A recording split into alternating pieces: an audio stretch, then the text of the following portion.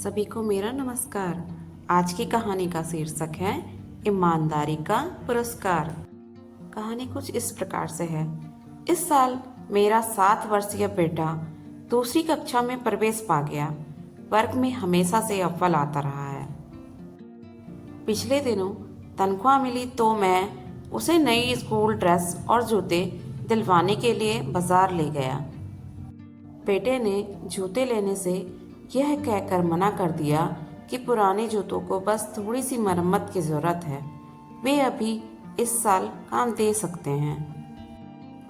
अपने जूतों के बजाय उसने मुझे अपने दादा की कमज़ोर हो चुकी नज़र के लिए नया चश्मा बनवाने को कहा।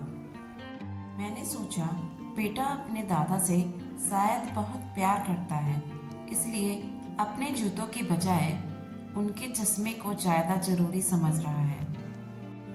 खैर, मैंने कुछ कहना ज़रूरी नहीं समझा और उसे लेकर ड्रेस की दुकान पर पहुंचा। दुकानदार ने बेटे के लिए एक सफ़ेद कमीज़ निकाली। डालकर देखने पर कमीज़ एकदम फिट थी।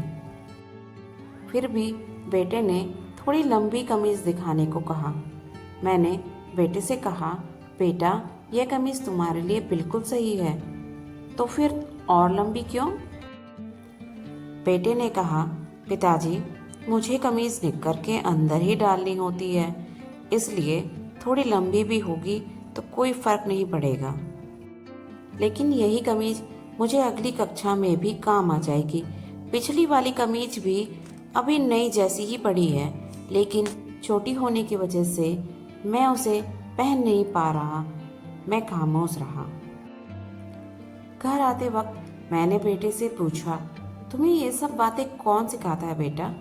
बेटे ने कहा, पिताजी मैं अक्सर देखता था कि कभी माँ अपनी साड़ी छोड़कर तो कभी आप अपने जूतों को छोड़कर हमेशा मेरी किताबों और कपड़ों पर पैसे खर्च कर दिया करते।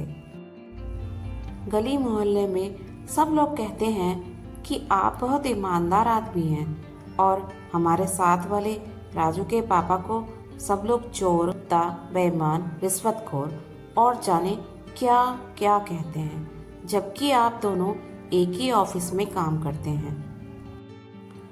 जब सब लोग आपकी तारीफ करते हैं तो मुझे बड़ा अच्छा लगता है।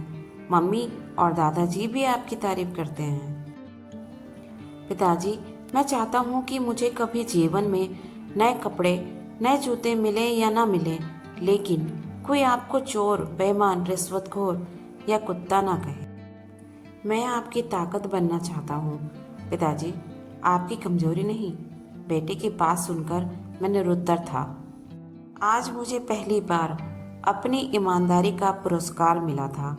आज बहुत दिनों बाद आंखों में खुशी, गर्व और सम्मान के आंसू थे। ईमानदारी का इससे अच्छा इनाम हो ही नहीं सकता, जिसमें हमारे अपने हमारे पे गर्व कर सकें, हमारा सम्मान कर सकें और हमें बहुत प्यार दें।